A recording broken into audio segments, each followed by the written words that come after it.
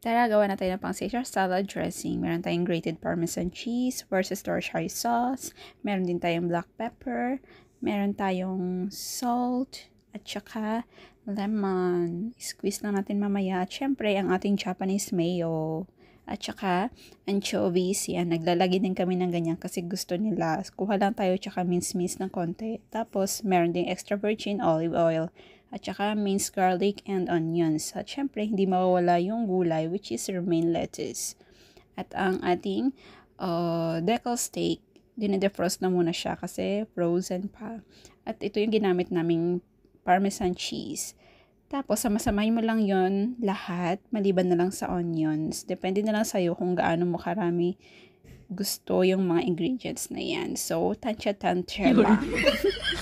Nabulol pa ang person. Yan, after mo i-mix or hand mixer lahat, ganyan na yung maging outcome. At syempre, marinate na ni ate ang kanyang steak ng salt and pepper. At saka, fried na natin siya ng olive oil. Yan na nga, mainit na yung skillet. So, yan. Kalahati lang yan kasi ayaw nila ng isang buong, isang bagsakan na pagprito. Dapat konti-unti lang. Ayan, naka-rest na after i-fry.